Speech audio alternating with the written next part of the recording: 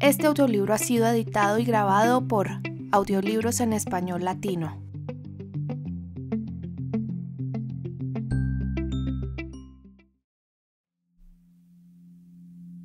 El sueño de un hombre ridículo, por Fyodor Dostoyevsky.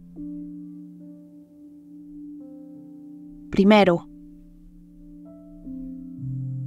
soy un hombre ridículo. Ahora ellos me llaman loco.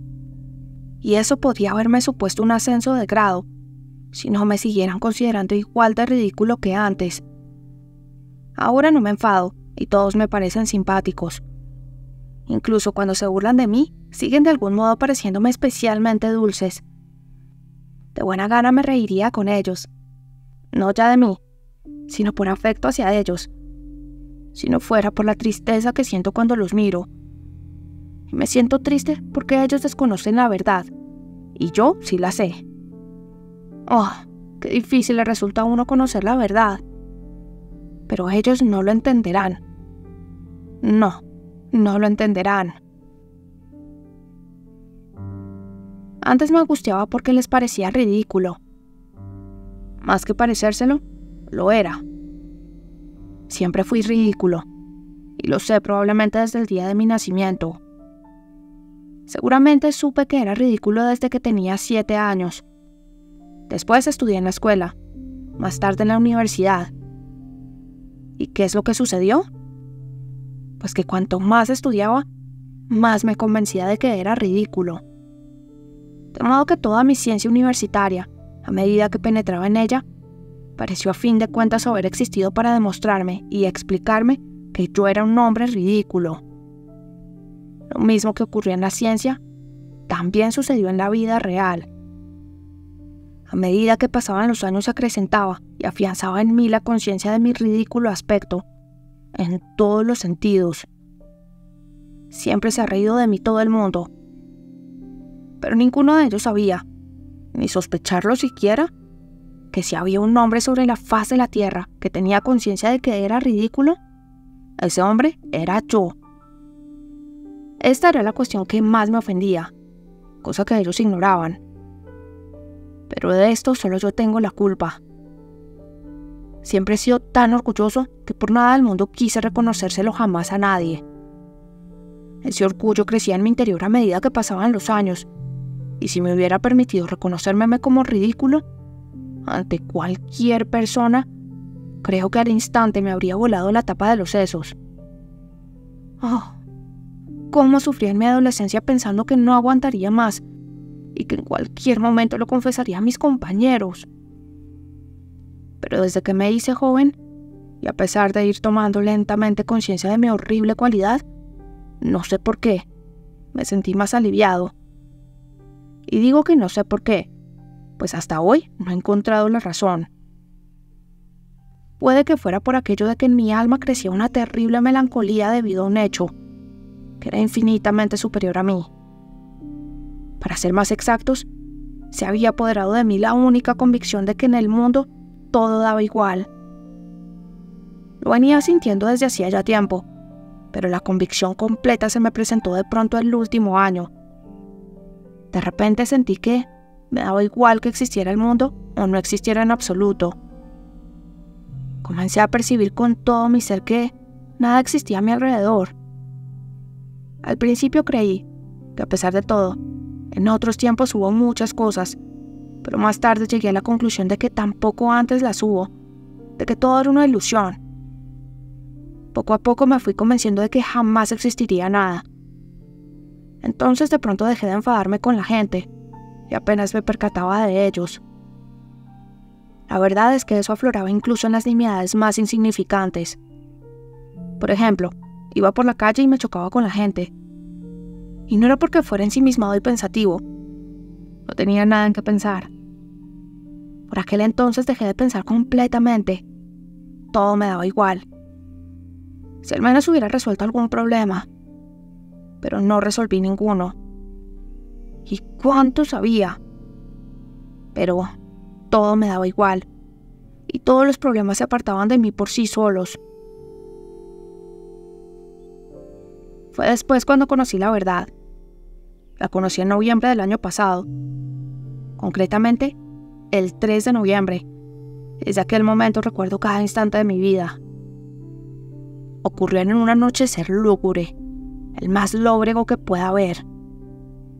Iba de regreso a casa, alrededor de las 11 de la noche, y recuerdo haber pensado exactamente que no podía ser un tiempo más funesto, incluso en el aspecto físico. Durante todo el día había estado lloviendo a cántaros una lluvia fría, siniestra y terrible. Recuerdo que incluso resultaba hostil a la gente. Y de pronto, a las 11 de la noche, dejó de llover y se empezó a sentir una humedad espantosa, más pegajosa y fría que cuando llovía. Todo ello desprendía una especie de vapor que salía de todos los empedrados de la calle y los callejones cuando se mira en su interior desde una cierta distancia. Y de repente se me figuró que de haberse apagado todas las farolas de gas sería menos espeluznante, ya que con el gas alumbrando y proporcionando luz hacía que el corazón se sintiera más triste, porque alumbraba todo eso. Ese día apenas comí, y desde la primera hora de la tarde estuve en casa de un ingeniero, junto a otros 2 compañeros suyos.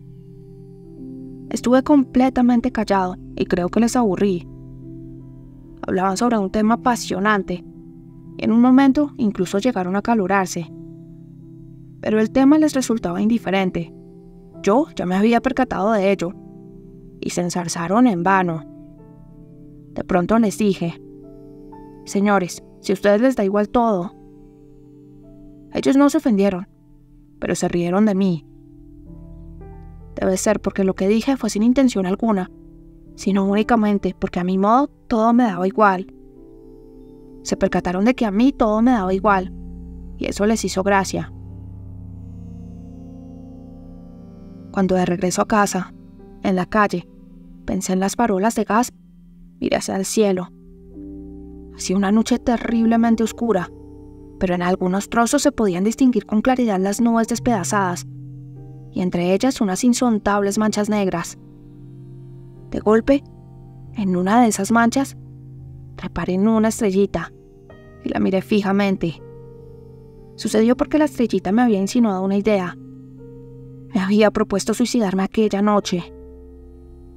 Desde hacía 2 meses me rondaba la cabeza aquella idea fija, y a pesar de mi penosa situación económica, me compré un espléndido revólver y lo cargué aquel mismo día. Desde entonces ya habían transcurrido 2 meses, y el revólver todavía permanecía en el cajón.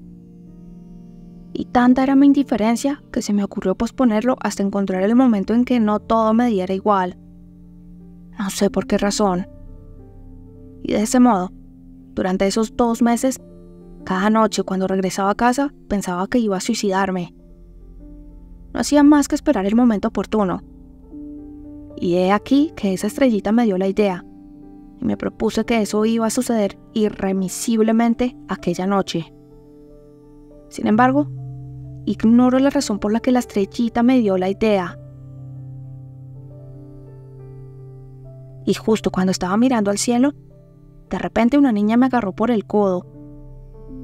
La calle estaba prácticamente desierta y apenas había transeúntes. A lo lejos, sobre el pescante, dormitaba un cochero.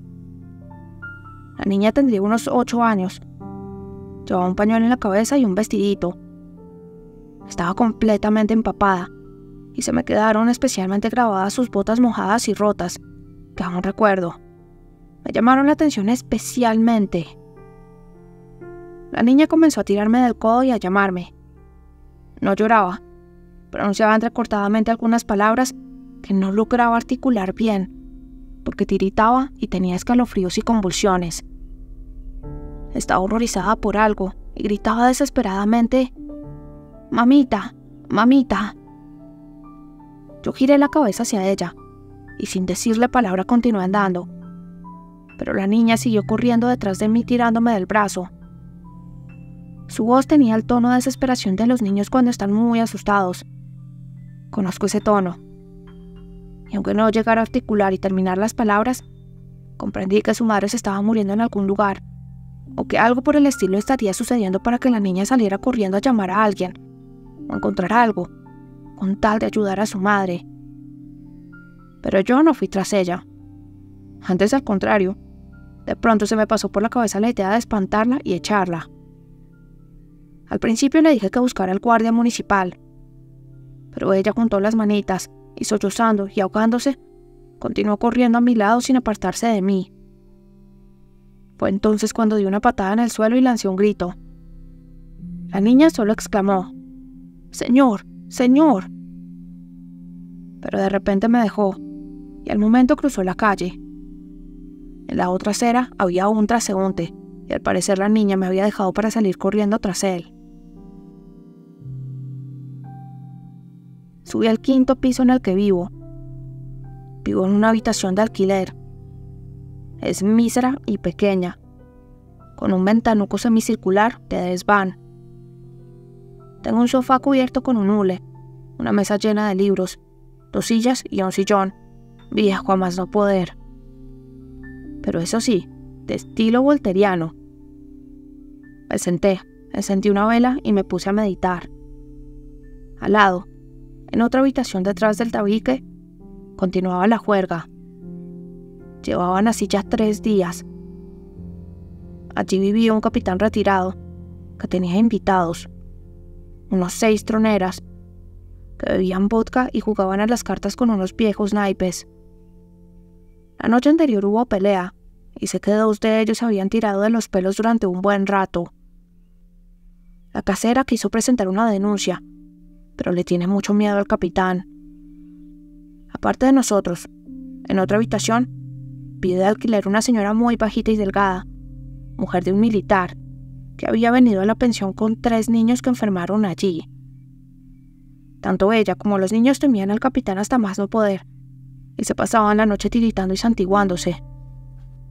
El más pequeño hasta tuvo una especie de ataque por el miedo que le daba al capitán. Sé que ese tal capitán para a la gente en la avenida Nevsky para pedir limosna. No le admiten para prestar servicio, pero es cosa extraña, y por eso lo cuento, pues durante todo el mes, desde que él se alojó aquí, no me contrarió en absoluto. Desde el principio rehuí cualquier contacto amistoso con él, y además, desde el primer día, él mismo se aburrió conmigo, y por más que puedan gritar al otro lado del tabique, y por más gente que pueda haber allí, a mí siempre me resulta indiferente. Permanezco toda la noche sentado, y la verdad es que ni los oigo. Hasta tal punto me abstraigo y me olvido de que están allí. No me duermo en toda la noche hasta el amanecer, y así ha transcurrido ya un año. Durante la noche entera estoy sentado en el sillón, delante de la mesa sin hacer nada. Los libros los leo solo durante el día. Permanezco sentado y ni siquiera pienso, sino que dejo que algunas ideas me ronden, y yo las dejo vagar a su libertad. Durante la noche se gasta toda la vela. Me senté despacio junto a la mesa, saqué el revólver y lo puse delante de mí. Cuando lo coloqué, recuerdo que me hice una pregunta a mí mismo. ¿Ha de ser así? Y completamente convencido me dije, así ha de ser. Es decir, me suicidaré. Sabía que probablemente me suicidaría aquella noche, pero ignoraba cuánto tiempo permanecería allí sentado junto a la mesa. Y sin duda alguna me habría dado un tiro en la cabeza, de no ser por aquella niña. Segundo. Ya lo ven. Aunque todo me daba igual, yo, por poner un ejemplo, sentía dolor.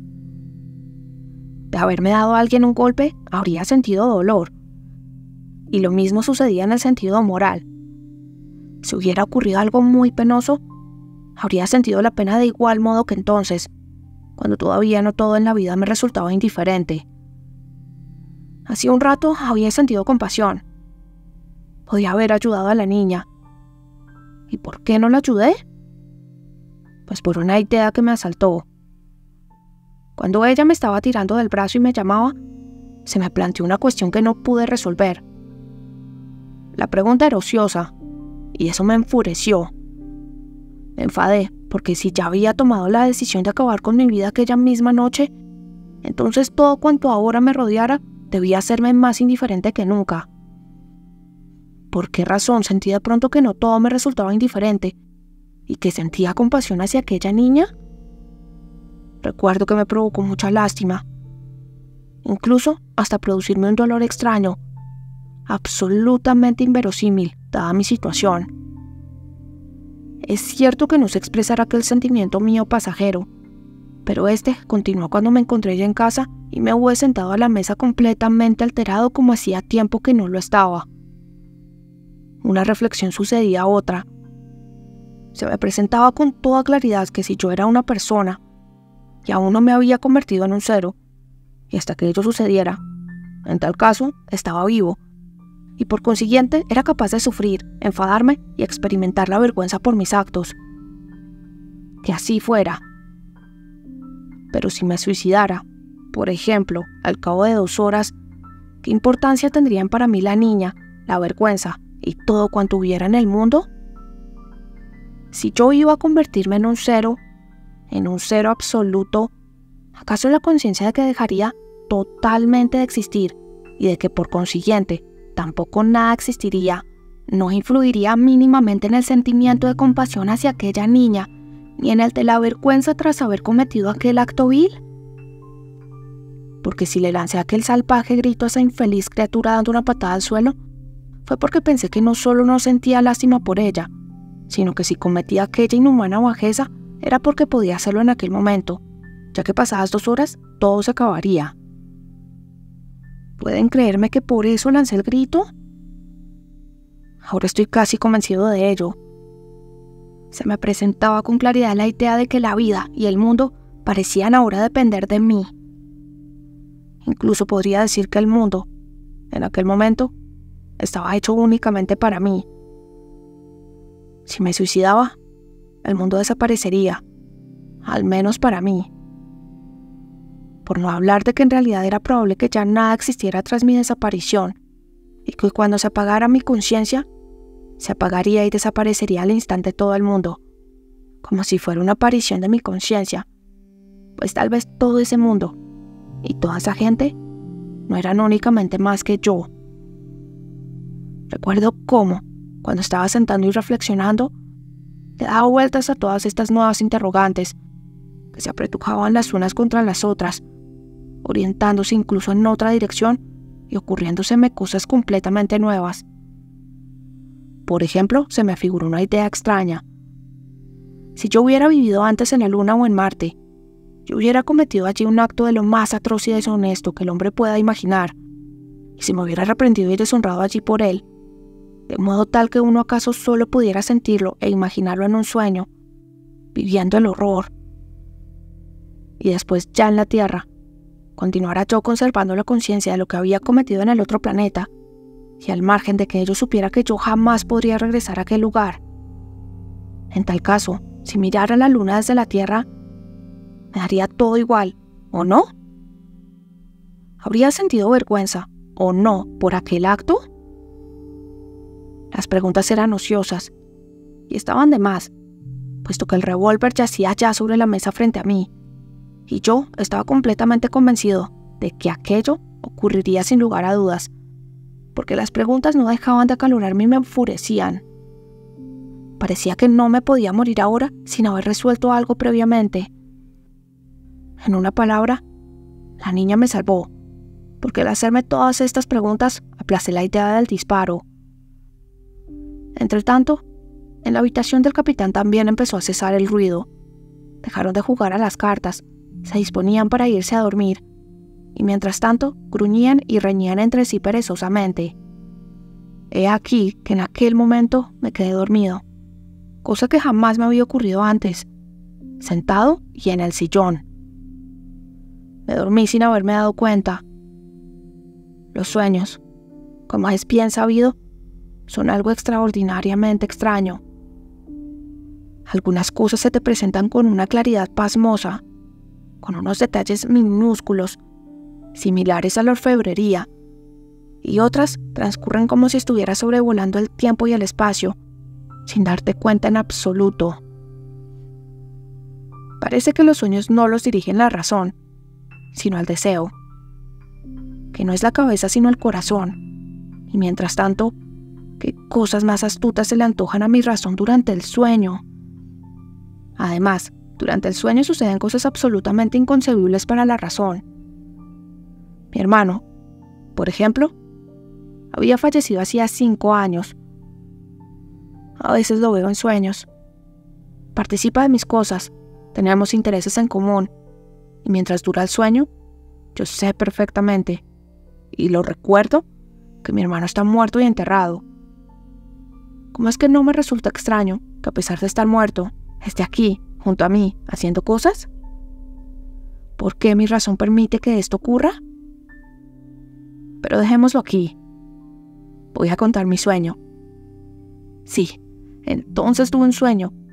Mi sueño del 3 de noviembre. Ellos ahora se burlan de mí diciendo que solo se trataba de un sueño. Pero, ¿acaso no da igual que fuera o no un sueño? Si ese sueño ha portado la verdad. Ya que una vez que has conocido y visto la verdad, es cuando conoces que no hay otra, ni puede haberla, bien esté uno dormido o despierto. ¿Qué más da que sea un sueño? Pues esta vida, que ustedes tanto ensalzan, quise apagarla yo con un suicidio. Mientras que mi sueño, me ha revelado una vida nueva, grandiosa, renovada y fuerte. Tercero. Ya he dicho que me dormí sin darme cuenta, e incluso continué reflexionando sobre las mismas materias. Y soñé que cogía el revólver, y sentado lo dirigía directamente al corazón. Al corazón, y no a la cabeza. Puesto que cuando me lo propuse, tenía pensado dispararme precisamente en la sien derecha. Lo dirigí hacia el pecho. Esperé un par de segundos, y tanto mi vela como la mesa y la pared de enfrente se movieron y se sacudieron de repente. Me disparé lo más aprisa que pude. A veces cuando uno sueña, cae desde una gran altura, o le están dando un navajazo, o le pegan, pero en ningún momento siente dolor. Al margen, claro está, de que realmente se dé un golpe desde la cama hasta despertarse a causa del dolor. Del mismo modo me sucedió a mí. Yo no sentí dolor, pero se me figuró que con un disparo todo en mi interior se sacudió. Todo se había apagado y alrededor de mí oscureció terriblemente. Pareció que me había quedado ciego y mudo. Y he aquí que permanezco tumbado sobre algo duro, completamente estirado y boca arriba, sin ver nada y sin poder moverme en absoluto. Alrededor de mí va y viene gente gritando. Se oye tronar la voz de un capitán. Grita la casera. Y de pronto otra pausa, y ya me están llevando metido en un ataúd cerrado. Puedo sentir cómo se mueve el ataúd. Pienso en ello, y por primera vez me impresiona la idea de estar muerto, de estar completamente muerto, de saber y no dudarlo. No veo y no me muevo, mientras que siento y pienso. Pero pronto me conformo con ello, y con normalidad, igual que en el sueño, acepto la realidad sin rechistar. Y ya me están enterrando. Todos se van y me quedo solo, completamente solo. No me muevo. Antes, cuando me figuraba el día de mi entierro, imaginaba siempre que lo único que me relacionaba con la tumba sería la sensación de la humedad y el frío. El mismo frío que sentí también en ese momento, especialmente en la punta de los dedos de los pies. Y ya nada más. Estaba tumbado, y cosa extraña, ya nada esperaba, aceptando sin discusión alguna que un muerto nada podía esperar. Pero había humedad. No sé cuánto tiempo transcurrió, si una hora, si algunos días o si muchos. Sobre mi ojo izquierdo, que estaba cerrado, cayó una gota de agua que había calado la tapa del ataúd. A continuación de esta, otra. Al cabo de un minuto, una tercera. y así sucesivamente, con el intervalo de 1 minuto. Una profunda indignación prendió de repente en mi corazón y pude sentir dolor físico en su interior.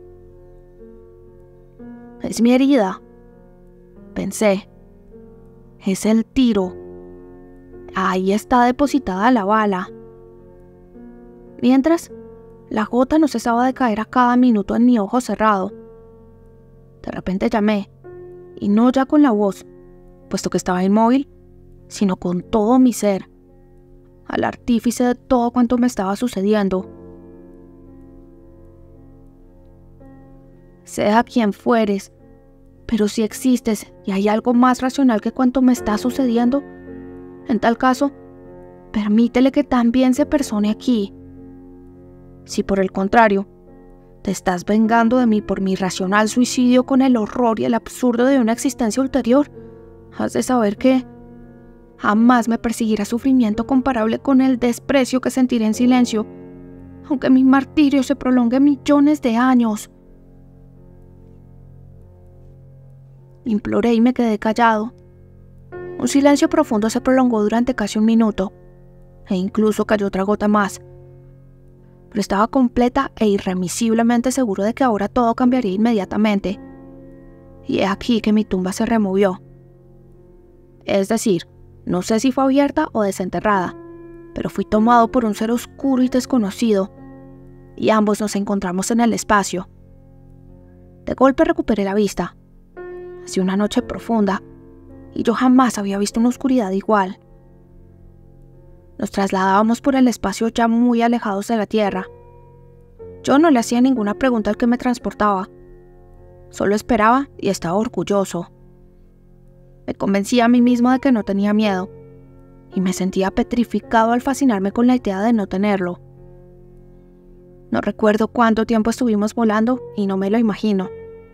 Todo transcurrió del modo como sucede en los sueños, dando saltos, dejando atrás el tiempo, el espacio y las leyes de la existencia y la razón, para detenerse únicamente sobre algunos puntos que anhela el corazón. Recuerdo que de pronto vi en la oscuridad una estrellita. ¿Es Sirio?, pregunté yo, ya sin poderme contener, pues no quería preguntar nada. No, es la misma estrella que viste entre las nubes cuando estabas de regreso a casa, me respondió aquel ser que me transportaba. Yo sabía que él parecía tener un aspecto similar al humano. Cosa extraña, yo no quería ese ser, e incluso sentía hacia él una profunda aversión. Esperaba una inexistencia absoluta, y con aquella idea me disparé al corazón. Y he aquí que estaba en manos de un ser, aunque no humano, pero que indudablemente existía. ¡Ah! Debe ser que también hay vida de ultratumba, pensé con la extraña ligereza del sueño. Pero la esencia de mi corazón continuaba conmigo en su profundidad. ¿Y si he de pipir de nuevo?, pensé, haciéndolo otra vez conforme a la ineludible voluntad de alguien. En tal caso, no quiero que me dobleguen ni humillen. ¿Sabes que te temo y que por eso me desprecias?, le dije a mi acompañante sideral, sin poderme contener la humillante pregunta, que incluía reconocimiento, y sintiendo a la vez, en mi humillado corazón, el pinchazo de un alfiler. Él no respondió a mi pregunta, pero percibí que no me despreciaba ni se burlaba de mí, que tampoco me compadecía y que nuestro viaje tenía un sentido, desconocido y secreto, que solo me atañía a mí. El miedo crecía dentro de mi corazón. Algo sordo, pero torturador, me llegaba desde mi silencioso acompañante y parecía penetrarme.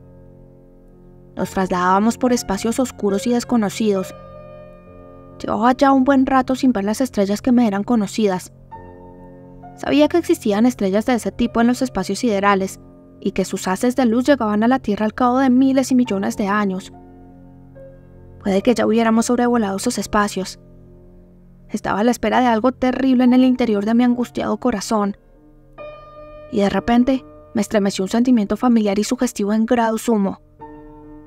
Acababa de ver nuestro sol. Yo sabía que no podía ser nuestro sol, el que había dado vida a nuestra tierra, y que estábamos a una infinita distancia de él. Pero no sé por qué reconocí, con todo mi ser, que se trataba de un sol exactamente igual que nuestro, su repetición y su doble. Un sentimiento dulce clamó con asombro en mi interior. La fuerza familiar de la luz, la misma que me dio vida, resonó dentro de mi corazón, al que resucitó y sentí algo vivo, igual que antes y por primera vez después de ser enterrado. Pero si esto es el sol, si este es exactamente el mismo sol que el nuestro, exclamé. Entonces, ¿dónde está la Tierra? Y mi acompañante me indicó la estrellita que brillaba en la oscuridad con un brillo de color verde esmeralda. Nos dirigíamos directamente hacia ella. ¿Acaso son posibles repeticiones de este tipo en el universo? ¿Son así las leyes de la naturaleza? ¿Y si aquello de allí es una tierra, acaso es igual que la nuestra? Exactamente igual, infeliz, pobre, pero querida y eternamente amada, que engendra el mismo amor torturador incluso en sus hijos más desagradecidos, igual que nuestra tierra, exclamé, estremeciéndome de incontenible y asombroso amor hacia aquella querida tierra de antes que había abandonado. La imagen de la pobre niña que había ofendido pasó fugazmente delante de mí. «Lo verás todo», respondió mi acompañante, y un tono triste resonó en aquellas palabras. Pero enseguida nos aproximábamos al planeta. Este crecía ante mi vista. Podía ya diferenciar el océano, los contornos de Europa, cuando un sentimiento extraño, de enorme y sacro celo, prendió en mi corazón. ¿Cómo es posible una repetición así? ¿Con qué finalidad? Yo amo, y todavía puedo amar, aquella tierra que abandoné, sobre la que quedó salpicada mi sangre, cuando el desagradecido de mí terminó con su vida de un disparo en el corazón. Pero jamás dejé de amar yo aquella tierra, incluso durante aquella noche en que me despedí de ella. Es posible que la amara de un modo más torturador que nunca. ¿Y en esta nueva tierra existe el sufrimiento? En la nuestra, amar de verdad es solo posible con el sufrimiento y a través de él. No sabemos amar de otro modo y desconocemos otro tipo de amor. Yo necesito el sufrimiento para amar. Deseo, ansío en este instante, besar y regar de lágrimas solo aquella otra tierra que abandoné. Y no quiero, no me haré a vivir en ninguna otra. Pero mi acompañante ya me había dejado. De pronto, sin darme cuenta, me encontré en esta otra tierra sumergido en un día claro, tan maravilloso como el paraíso, bañado en la luz del sol. Creo que me encontré en una de esas islas que componen el archipiélago griego en nuestra tierra, o en algún punto del litoral del continente cercano al archipiélago. Oh, era igual que en nuestra tierra, pero por todas partes parecía irradiar festividad y la consecución finalmente alcanzada de un grandioso y santo triunfo. El plácido mar, de color esmeralda, salpicaba suavemente en la orilla, la acariciaba cariñosa, visible y casi conscientemente. Los altos y maravillosos árboles crecían en todo el lujo y esplendor de la luz, y estoy convencido de que sus innumerables hojas me saludaban con su suave rumor acariciador que parecía pronunciar palabras de amor. La hierba ardía desprendiendo luz de aromáticas flores. Los pajarillos revoloteaban por el cielo en bandadas, y sin temor se posaban sobre mis hombros y mis manos, aleteando alegremente con sus tiernas y trémulas alitas. Finalmente vi y conocí a la gente que habitaba esta feliz tierra. Se acercaron a mí. Me rodearon y empezaron a besarme. Hijos del sol. Eran los hijos del sol. ¡Oh, qué maravillosos eran! Jamás había visto en nuestra tierra hombres tan bellos. Quizás pudiera encontrarse algún reflejo de aquella belleza, aunque lejano y algo debilitado, entre nuestros niños en su más tierna infancia. Los ojos de esta gente feliz brillaban con un esplendor claro. Sus rostros irradiaban raciocinio y algún grado de conciencia reconciliadora, pero a su vez sus caras eran alegres. En las palabras y voces de aquella gente se percibía una alegría infantil. ¡Oh! Al instante de ver aquellos rostros, lo comprendí todo. Era una tierra que no estaba mancillada por el pecado original y donde vivía gente que no había caído. Vivían en el mismo paraíso en que, según la tradición, también habitaron nuestros procreadores, con la única diferencia de que toda la tierra aquí era el mismo paraíso. Esas personas, sonriendo alegremente, se acercaron a mí y me acariciaban. Me condujeron consigo, y cada uno de ellos deseaba tranquilizarme. No me hacían ningún tipo de preguntas, pero parecían saberlo todo, o eso es lo que me parecía a mí. Deseaban borrar cuanto antes el sufrimiento de mi rostro. Cuarto. Volvemos a lo mismo, pues que ha sido solo un sueño. Pero el sentimiento de amor de aquellas inocentes y maravillosas personas se me quedó grabado para siempre, y aún ahora puedo sentir cómo, desde aquel lugar, se derrama amor sobre mi persona. Los vi con mis propios ojos, los conocí y me convencí de que los amaba, y después sufrí por ellos. Ya entonces me di cuenta al instante de que en absoluto lograría comprenderlos en muchos aspectos. A mí, como ruso contemporáneo y progresista, como triste petersburgués, me parecía inconcebible, por ejemplo, que ellos, sabiendo tanto, no tuvieran nuestra ciencia. Pero enseguida comprendí que sus conocimientos se llenaban y alimentaban de pretensiones distintas de las que nosotros teníamos en la Tierra, y que sus aspiraciones también eran completamente diferentes. No deseaban nada y estaban tranquilos. No ansiaban conocer la vida como lo hacemos nosotros, porque su vida había alcanzado toda la plenitud. Sin embargo, sus conocimientos eran más profundos y elevados que los de nuestra ciencia, pues ésta busca explicar la vida, tendiendo a su vez a adquirir conciencia de ella con el fin de enseñar a vivir a otros. Ellos, por el contrario, sabían cómo habían de vivir incluso sin la ciencia, y yo lo entendí, pero no conseguí comprender sus conocimientos. Me mostraban sus árboles, y yo no conseguía comprender el grado de amor con que los contemplaban. Parecía enteramente que hablaban con seres semejantes. ¿Y saben? Probablemente no me equivocara si dijera que hablaban con ellos. Sí, habían encontrado su idioma y estoy convencido de que los árboles los entendían. Del mismo modo contemplaban toda la naturaleza, a los animales que vivían en armonía con ellos, sin atacarlos y amándolos, subyugados por su amor. Me indicaban las estrellas y me decían algo sobre ellas que yo no conseguía entender, pero estoy convencido de que de alguna manera estaban en contacto con aquellos cuerpos celestes, y ya no solo con la idea, sino de un modo vivo. Aquella gente ni siquiera se esforzaba para que la entendiese, pues me amaban sin necesidad de ello. Pero a pesar de todo, yo sabía que ni siquiera ellos llegarían jamás a entenderme, y por eso apenas les hablaba de nuestra tierra. Yo me limitaba a besar en su presencia la tierra en que vivían, y sin decir palabra, los adoraba, y ellos lo percibían y se dejaban amar, pero intimidándose a su vez porque les adoraba, ya que ellos mismos amaban mucho. No sufrían por mí, cuando empapado en lágrimas, a veces besaba a sus pies, reconociendo felizmente en mi corazón con qué gran amor me responderían. A veces me preguntaban con asombro cómo durante tanto tiempo podían no ofender a alguien como yo, ni suscitar una sola vez en mí el sentimiento de celos o envidia.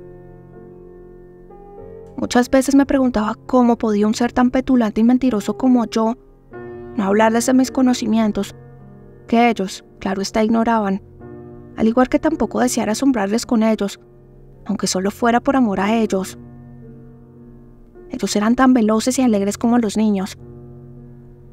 Paseaban por sus maravillosos sotos y bosques, cantando sus bellas canciones, Se alimentaban de un modo frugal, con los frutos de los árboles, la miel de los bosques y la leche de sus queridos animales. Le dedicaban muy poco tiempo a conseguir comida y confeccionar la ropa. Entre ellos había amor y nacían los niños, pero jamás observé entre ellos crueles arrebatos de la lujuria que se apodera de casi todo el mundo en nuestra tierra, y que es la fuente de la mayoría de los pecados de nuestra humanidad. Se alegraban cuando nacían sus hijos por ser nuevos partícipes de su dicha. No había disputas entre ellos, ni celos, y ni siquiera comprendían lo que eso significaba. Sus hijos eran de todos, porque todos componían una familia. Apenas tenían enfermedades, aunque existía la muerte. Sus ancianos morían despacio, como si se quedaran dormidos, rodeados de gente que se despedía de ellos, bendiciéndolos y despidiéndose con alegres sonrisas. No se veía ni el dolor ni las lágrimas cuando esto sucedía, sino un amor que parecía multiplicado hasta el éxtasis, pero un éxtasis tranquilo, completo y contemplativo. Hasta cabía pensar que se comunicaban con sus difuntos aún después de la muerte, y que con la muerte no se interrumpía entre ellos la unión terrenal. Apenas me comprendían cuando les preguntaba acerca de la vida eterna, pero al parecer estaban tan convencidos de su existencia que eso no provocaba en ellos inquietud alguna. No tenían templos, pero sí un contacto vital e ininterrumpido con el todo universal. No practicaban la religión, pero estaban firmemente convencidos de que cuando su alegría alcanzase los límites naturales de la tierra, llegaría para todos ellos, los vivos y los muertos, una unión aún más estrecha con el universo. Esperaban con alegría ese instante, pero sin prisas ni sufrimiento, como si ya lo presintieran en sus corazones y se lo comunicaban los unos a los otros. Por las tardes antes de dormir, les gustaba reunirse para cantar en cordiales y armoniosos coros. Con esas canciones comunicaban las sensaciones que les había despertado el día, que bendecían y del que se despedían. Alababan la naturaleza, la tierra, el mar, los bosques. Gustaban de componer canciones los unos de los otros halagándose, como los niños. Eran canciones muy sencillas, pero fluían del corazón y lo penetraban.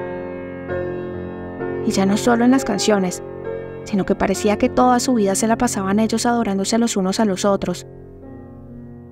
Era lo suyo una especie de enamoramiento mutuo, general y completo.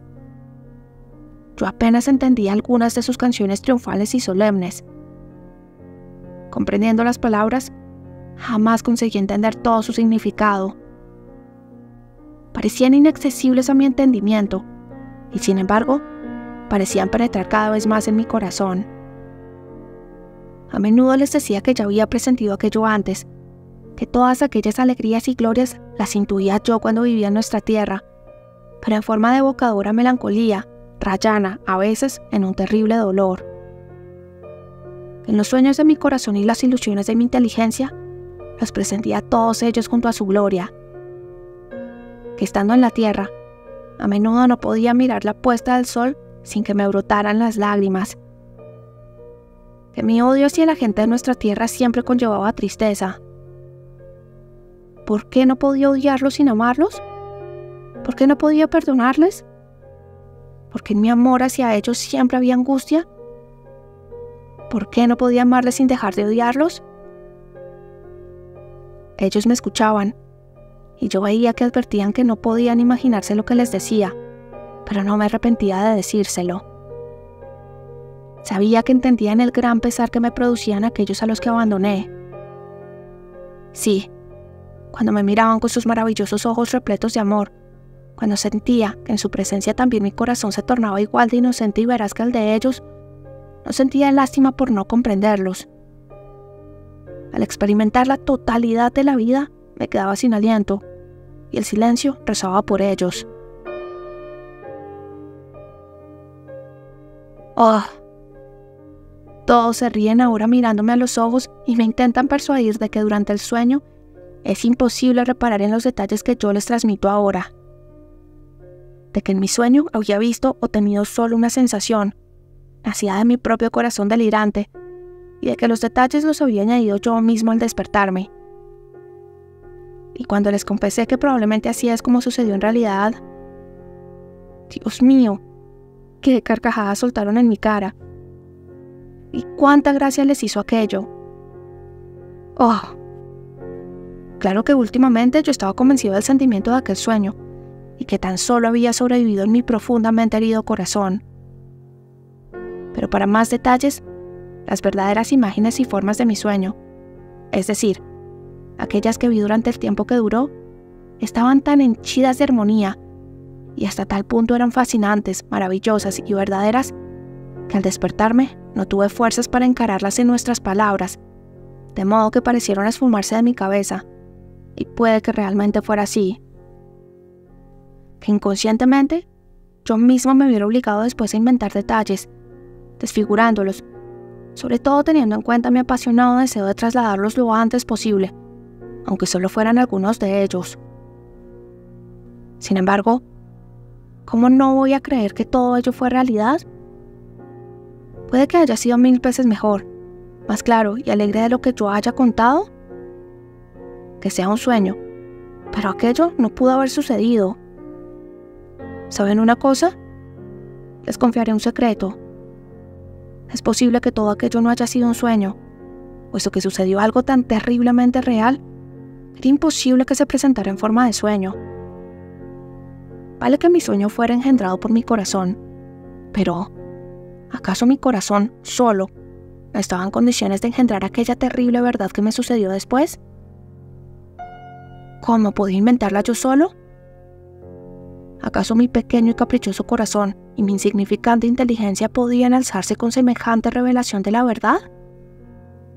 Juzguen ustedes mismos. Hasta hoy día lo he estado ocultando, pero ahora también declararé esta verdad. La cuestión estribaba en que yo los pervertía a todos.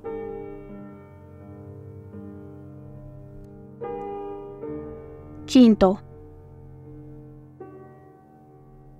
Sí, la cosa terminó con que yo los pervertí a todos. Ignoro cómo pudo haber sucedido aquello. No lo sé, no lo recuerdo con claridad. El sueño sobrevoló milenios, dejando en mí únicamente la sensación de totalidad. Solo sé que la causa del pecado fui yo. Igual que la espantosa triquina, como el átomo de la peste que contagia países enteros. Del mismo modo, también yo contagié aquella tierra, feliz y sin pecado antes de mi llegada. Aprendieron a mentir y les gustó, hasta ver belleza en ello.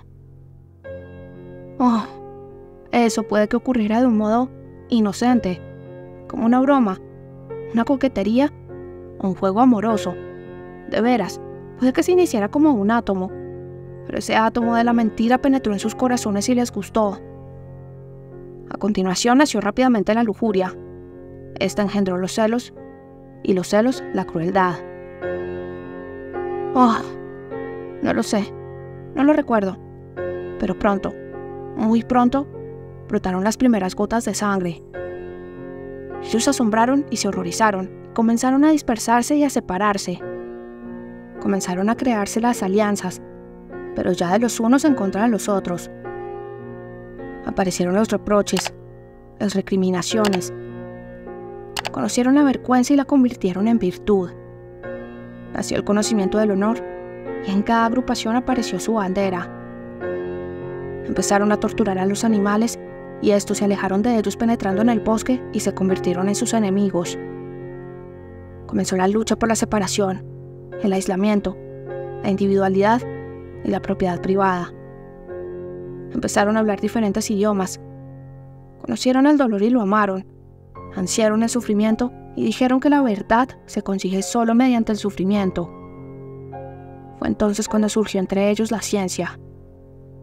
Cuando se hicieron malvados, empezaron a hablar de la hermandad y la humanidad. Comprendieron esas ideas. Cuando se hicieron criminales, inventaron la justicia, prescribiéndose a sí mismos códigos enteros para custodiarla. Y con el fin de salvaguardar su vigencia, impusieron la guillotina. Apenas se acordaban de lo que habían perdido y no querían creer que hubo un tiempo en que fueron inocentes y felices. Se reían incluso de la posibilidad de su felicidad pasada, denominándola sueño. No podían darle forma en su imaginación, pero cosa rara y curiosa. Una vez perdida la fe en la felicidad pasada, a la que llamaron cuento, sintieron tantas ganas de ser nuevamente inocentes y felices que, como niños, cayeron ante el deseo de su corazón, lo divinizaron y construyeron templos y empezaron a rezar a su misma idea, a su mismo deseo, creyendo plenamente a su vez en la imposibilidad de su cumplimiento y su realización, pero adorándolo y venerándolo con lágrimas. Y sin embargo, si se les hubiera dado la posibilidad de retornar a aquel estado de felicidad e inocencia que perdieron, y si alguien se lo hubiera mostrado de nuevo preguntándole si deseaban regresar a ese estado, probablemente se habrían negado. Me respondieron: sabemos que somos falsos, malos e injustos, pero lo sabemos y lloramos por ello. Nosotros mismos nos torturamos por ello, y probablemente los castigamos más que aquel misericordioso juez que nos juzgará y cuyo nombre desconocemos. Pero tenemos la ciencia, y por medio de ella buscaremos nuevamente la verdad, aunque la cogeremos ya más conscientemente. El conocimiento está por encima del sentimiento. La conciencia de la vida está por encima de la vida misma. La ciencia nos proporcionará sabiduría, y ésta nos descubrirá leyes, el conocimiento de las leyes, la felicidad que está por encima de la felicidad. Esto fue lo que dijeron, y después de esas palabras, empezaron a quererse más a sí mismos que a sus prójimos, y les resultó imposible orar de otro modo. Todos empezaron a ser tan celosos de su persona que procuraban, por todos los medios, humillar y menoscabar a los demás, convirtiendo esto en la finalidad de su vida. Surgió la esclavitud, incluso voluntaria. Los débiles, de buena voluntad, se supeditaron a los más fuertes, con la finalidad de ayudarles a oprimir a los más débiles que ellos mismos. Surgieron los defensores de la justicia, que con lágrimas en los ojos venían a ver a esa gente y le hablaban de su orgullo, de la pérdida del equilibrio, la armonía y el pudor. La gente se reía de ellos o los apedreaba. A las puertas de los templos se derramaba sangre santa. Y a pesar de todo, empezó a surgir gente que se planteó la forma de volver a unir a todos de nuevo, con el fin de que cada cual, sin dejar de amarse a sí mismo más que a sus prójimos, no molestara a su vez a nadie, y se pudiera continuar viviendo de ese modo juntos, como si se tratara de una sociedad conforme consigo misma. A causa de esta idea, se desencadenaron guerras enteras. Todos cuantos luchaban creían fielmente que la ciencia, la sabiduría y el sentimiento de autoprotección obligarían finalmente al hombre a reunirse en una sociedad de concordia y racionalidad, y mientras tanto, para acelerar su llegada, los más sabios, ansiosos de ver triunfar su idea, aniquilaban a los menos sabios que no la entendían. Pero el sentimiento de autoprotección comenzó pronto a debilitarse. Aparecieron los orgullosos y los voluptuosos que exigían directamente todo o nada. Para obtenerlo recurrían al crimen, y de no conseguirlo, al suicidio. Surgieron religiones de culto al no ser y a la destrucción, con el único placer de la eterna futilidad. Finalmente esa gente se cansó del absurdo esfuerzo, y en sus rostros se dibujó el sufrimiento, y proclamaron que el sufrimiento era la belleza, ya que únicamente este tenía sentido. Dedicaban canciones a sus sufrimientos. Yo daba vueltas sin saber qué hacer, y lloraba por ellos, pero los amaba probablemente más que antes, cuando en sus rostros aún no había sufrimiento y eran tan inocentes y maravillosos. Llegué a amar su mancillada tierra más que antes, cuando aún era paraíso, solo porque en ella había aparecido el dolor. ¡Ay! Siempre amé el dolor y la pena, pero única y exclusivamente para mí, mientras que ahora lloraba por ellos y me compadecía de ellos. Les tendí las manos desesperado, culpándome, maldiciéndome y despreciándome a mí mismo. Les decía que todo aquello lo había hecho yo, y solo yo, y que yo les había llevado la perversión, el contagio y la mentira. Les rogué que me crucificaran. Les enseñé cómo se hacía la cruz. No podía ni tenía fuerzas para quitarme la vida yo mismo, pero deseaba cargar con sus penas. Ansiaba las penas. Ansiaba que sobre esas penas se derramara hasta la última gota de mi sangre. Pero ellos se limitaban a burlarse de mí y a tomarme por un chiflado. Me disculpaban, diciendo que recibieron aquello que ellos mismos habían deseado, y que todo cuanto entonces sucedía no podía no haber sucedido. Finalmente me hicieron saber que yo comenzaba a ser un peligro para ellos, y que si no me callaba, me encerrarían en un psiquiátrico. Entonces el dolor penetró con tanta fuerza en mi alma que mi corazón se estremeció y me sentí morir. En ese instante me desperté. Ya había amanecido, o mejor dicho, aún no había luz, pero eran cerca de las 6. Me desperté sentado en el mismo sillón. Mi vela se había consumido. En la habitación del capitán todos estaban durmiendo. Alrededor reinaba un silencio como en pocas ocasiones se daba en nuestra pensión. Lo primero que hice fue pegar un salto, extraordinariamente asombrado. Jamás me había ocurrido nada semejante, ni siquiera en los detalles más absurdos e insignificantes. Por ejemplo, jamás me había quedado dormido en el sillón, como me acababa de suceder. He aquí que mientras permanecía de pie recobrando el sentido, de pronto senté yo ante mí el revólver, preparado y cargado. Pero al instante lo aparté. ¡Oh! Ahora solo quería vivir y vivir. Alcé las manos y clamé por la verdad eterna.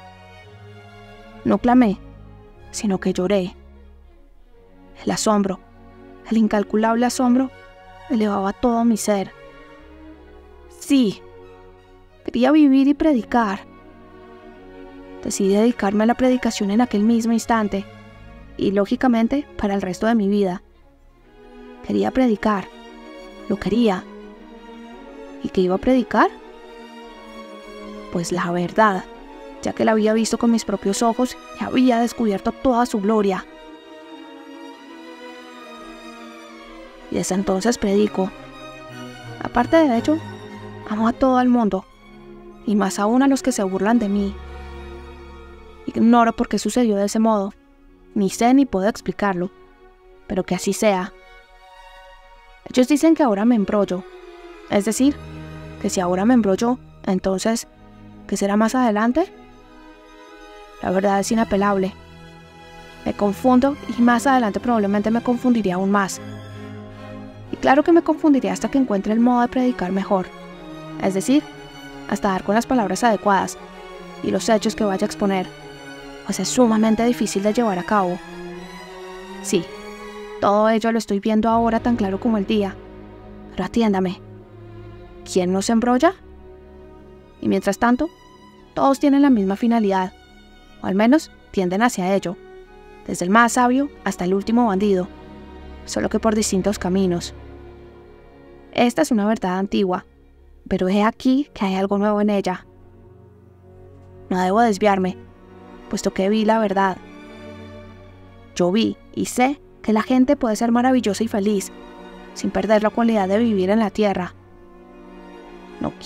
No puedo creer que el mal sea una condición normal en las personas. Y sin embargo, ellos no paran de burlarse de esa fe mía. Pero, ¿cómo podría no creer? Si yo vi la verdad, y no es que la haya inventado en mi cabeza, sino que la vi, y su viva imagen llenó mi alma para toda la eternidad. La vi con tanta plenitud e integridad que no puedo admitir que no exista entre los hombres. Además, ¿cómo voy a embrollarme? Claro que es posible que me confunda unas cuantas veces, pero seguiré hablando incluso con otras palabras, aunque no por mucho tiempo. La viva imagen de lo que vi siempre estará a mi lado y me corregirá y orientará. Estoy optimista y lleno de lozanía, e iré siguiendo mi propósito aunque necesite 1000 años.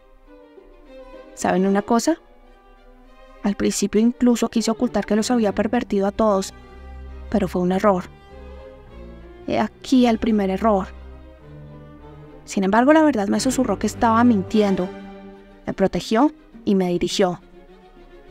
Pero ignoro cómo se construye el paraíso, porque no sé transmitirlo con palabras. Después de mi sueño, perdí las palabras, o al menos los vocablos más importantes, los más necesarios. ¿Qué más da? Yo marcharé y predicaré sin descanso, porque a pesar de todo, lo vi con mis ojos, aunque no sepa transmitirlo. Pero esto es algo que no entienden aquellos que se burlan de mí, que dicen: un sueño, un delirio, una alucinación. Oh, ¿acaso es eso de sabios? ¿Y están tan orgullosos? ¿El sueño? ¿Qué es el sueño? ¿Acaso nuestra vida no es un sueño? Diré algo más. Que sea cierto que nunca se cumpla y que no exista nuestro paraíso. Eso ya lo entendí yo. Pero a pesar de todo, predicaré. No obstante, sería tan sencillo. En un día, en tan solo una hora, todo podría hacerse realidad. Lo más importante es que ames a tus semejantes como a ti mismo. Y eso es lo fundamental. Creo que no se necesita nada más. Al instante encontrarías cómo ordenar tu existencia. Además, solo se trata de una verdad antiquísima, leída y repetida billones de veces, pero que no terminó de arraigar. Porque la conciencia de la vida está por encima de la vida misma.